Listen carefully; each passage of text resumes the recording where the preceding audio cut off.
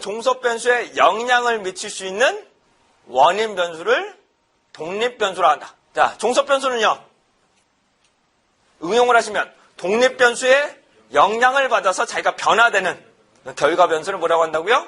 종속 변수라고 한다. 종속 변수. 자, 독립 변수와 종속 변수의 관계는 뭐라고 한다고요? 인과관계라고 한다. 다시 뭐라고요? 인과관계. 독립 변수가 일정한 방향으로 변화되면 종속 변수가 일정한 방향으로 변화되는 관계. 이것을 인과관계라고 합니다.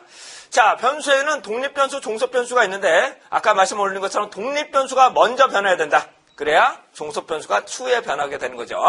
자, 그 다음에 독립 변수와 종속 변수 외의 것들은 다 어떤 변수라고 한다고요? 독립 변수와 종속 변수 외의 것들은 다 외생 변수라고 합니다. 이런 것들은 다 외생 변수라고 합니다. 외생 변수. 외생 변수 종류는 엄청나게 많지만 우선 여기서 통제가 가능한, 내가 컨트롤이 가능한 것들은 이제 제3의 변수라고 하죠. 제3의 변수. 자, 제3의 변수 어떤 것들이 있었나요? 첫 번째, 매개체, 교두보의 역할을 해주는 매개 변수. 매개 변수 뭐라고? 아, 여기서부터 중간 단계를 통해서 보다 크게 설명할 수 있는 것들을 매개 변수라고 한다. 매개 변수. 그 다음에 선행 변수는요? 선행 변수는 독립 변수에만 영향을 미친다. 뭐라고요? 선행 변수는 독립 변수에만 영향을 미친다. 예, 내연요? 예, 독립 변수에만 영향을 미쳐야 됩니다. 그 다음에요, 구성 변수, 하위를 구성하는 구성 변수. 예, 그 다음에요, 허위 변수 기억나시나요? 가짜 변수, 가짜. 원래 관계가 없는데 관계가 있게끔 만들어주는 거 뭐라고요? 원래 관계가 없는데 관계가 있게끔 만들어주는 걸 뭐라고 한다고요? 허위 변수, 허위 변수. 억제 변수는요, 원래 관계가 있는데 끊어지게 버리는 것들을 뭐라고 한다고요? 억제 변수, 억제 변수. 왜곡 변수는요, 왜곡 변수. 서로 간의 역할을 변화시켜버리는 것들, 상쇄시키거나 역할을 변화시키는 것들 뭐라고 한다고요? 왜곡 변수, 왜곡시킨다고 보시면 돼요. 조절 변수는요, 독립 변수와 종속 변수의 강도를 조율할 수 있는 것들을 조절 변수라고 한다. 네, 조절 변수. 잠재 변수는 보이지 않는 걸, 관찰 변수는 실제로 보이는 것들, 이런 것들을 관찰 변수라고 합니다. 자, 다음은 이제 조작적 정의하고 개념적 정의하고 조작적 정의해 보도록 하겠습니다. 개념적 정의는요, 개념적 정의는 여러분 복습은 하시라고 말씀드렸는데, 복습은, 야, 개념적 정의는요, 개념이란 말이에요. 추상화 정도로 만드는 것들을 개념적 정의. 옳고 그름이 없다. 사정적인 정의로서 옳고 그름이 없다. 하지만 개념적 정의가 올바르지 않으면 어떻게 될까요? 진행상에 오류가 발생하겠죠. 내가 생각했던 범위는 이건데 개념이 너무 잘못되어 있으면 내가 진행상에 문제가 발생할 수 있다.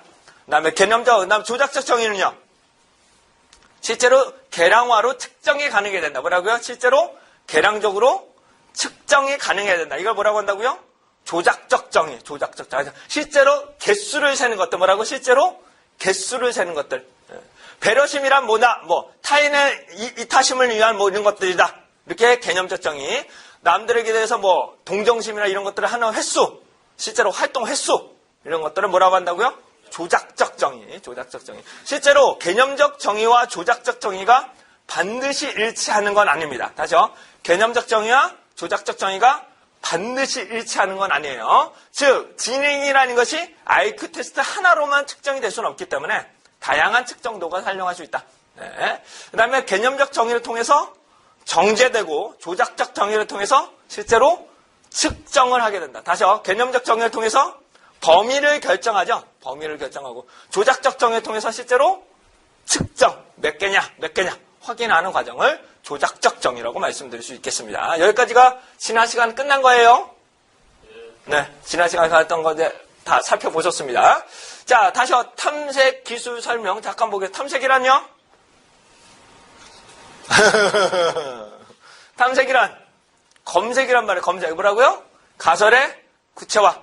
다시 제가 물건을 사고 싶어요. 이 물건이 괜찮을 거야 라고 생각하고 싶죠. 근데 가격이 어떻게 될 거냐? 정말 나에게 도움이 될 거냐? 그래서 검색을 해보셔야 되잖아요. 막 쓰시는 게, 여기 봤더니 이거 쓰지 말래. 이거 좋다는데? 이렇게 검색을 하는 것들을 탐색. 그러니까 물건을 실제로 구매하기 이전에 탐색을 하게 되는 거죠. 근데 탐색을 하는 이유는 뭘까요? 본조사에 실시할 수 있는 오류를 최소화시킨다. 두 번째로는 후회하지 않으려고 그러는 거예요. 후회하지 않으려고. 그 다음에 기술입니다. 기술은 뭐라고 한다고요?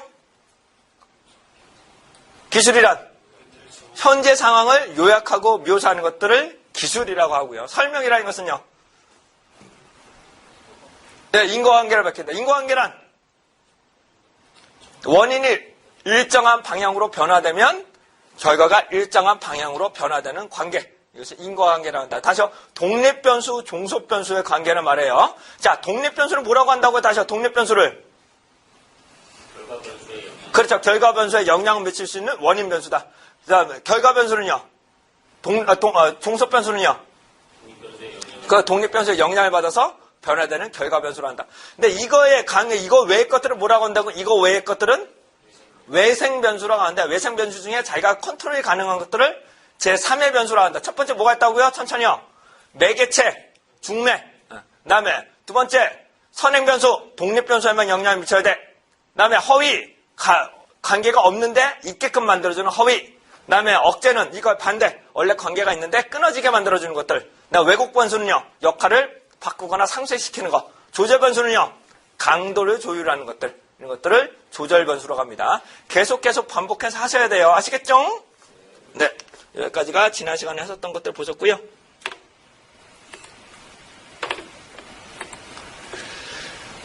자, 이제 조사 설계 파트. 네, 여기서부터 본격적으로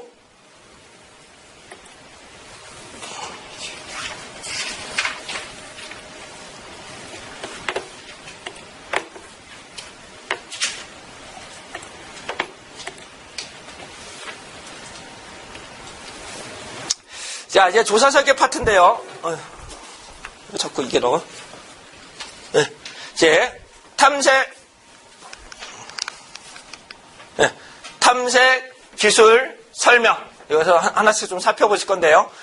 우선은 천천히 탐색적 조사, 기술적 조사부터 하나씩 좀 살펴보죠. 자, 문제의 정립, 가설의 설정, 조사 설계. 이번에는 이제 조사 설계 파트가 되는 겁니다. 조사 설계 파트. 자, 탐색이란 뭐라고 말씀드렸나요? 가설의 구체화. 다시요. 가설의 구체화를 위해서 본조사 이전에 선행되는 조사를 뭐라고 한다고요? 탐색적 조사를 한다. 귀납적 방법을 씁니다. 어떤 방법을 쓴다고요?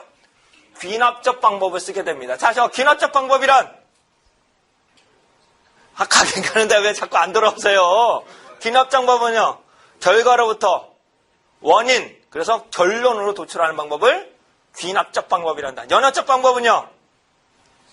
이론으로부터 가설을 설정하고 자료를 수집해서 맞느냐 안 맞느냐. 그래서 연역적 방법과 귀납적 방법을 상호 보완적으로 쓰는 게 좋겠다. 자, 탐색적 조사는 목적이 여러 가지가 있는데 하나 다시 보겠습니다. 첫 번째, 내가 몰랐던 새로운 정보를 얻어낼 수 있겠죠. 검색을 하다 보면 이게 더 싸네. 지금 이 시간에 이게 더 좋네. 다양한 의견을 좀 살펴보실 수 있을 것 같고요. 그다음에 변수들과 변수들 간의 선행 자료를 보면 이런 변수들이 상당히 유의한 변수구나.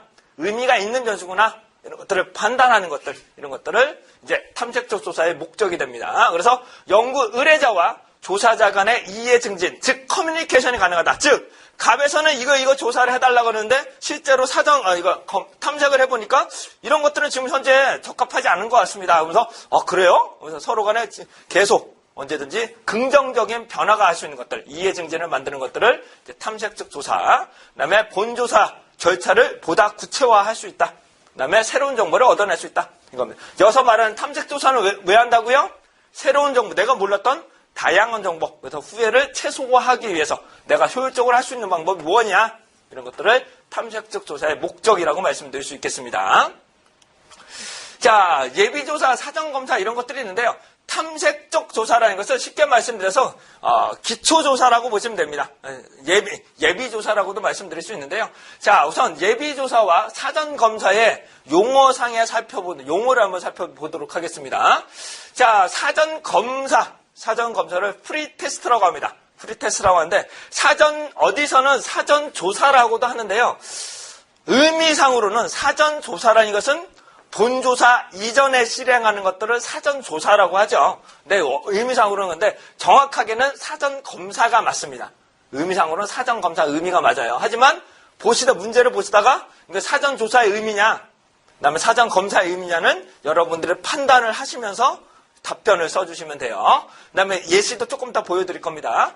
자, 예비조사, 기초조사라는 것은 연구 주제에 다양한 기초적인 명확화를 위해서 실시하는 것들을 예비조사라고 합니다. 예비조사. 그래서 연구 초기 단계에 시작한다. 즉 맨 땅에 해당하는 거죠. 아무것도 없는 상황에서 자료를 수집하는 것들을 예비조사라고 하고요. 그래서 비공식적이고 보다 넓은 범위, 폭넓은 범위를 포함하게 됩니다. 그래서 문헌조사, 전문가조사, 사료조사 이런 것들을 사용하게 되고요. 그래서 본조사 이전에 실행하는 모든 조사, 이것들은 예비조사의 의미라고 보실 수 있게 되겠고요. 자, 사전검사의 의미를 살펴보겠습니다. 여기 말하는 사전검사라는 것은 설문지가 완성된 상황에서 진행하는 것들을 사전검사라고 합니다. 사전검사, 다시 사전검사 뭐라고 한다고요? 설문지가 완성된 상황에서 설문지가 제대로 전달되고 있느냐, 의미가 정말로 제대로 전달되고 있느냐, 본조사하고 어떤 차이가 나타나는지 예상을 해보는 것들, 이런 것들을 사전검사라고 합니다. 다시요, 저는 아라고 설명을 하고 있는데 하시는 분들이 어라고 들어보실 수도 있겠죠. 이런 것들을 확인하는 과정을 사전검사라고 합니다. 사전검사.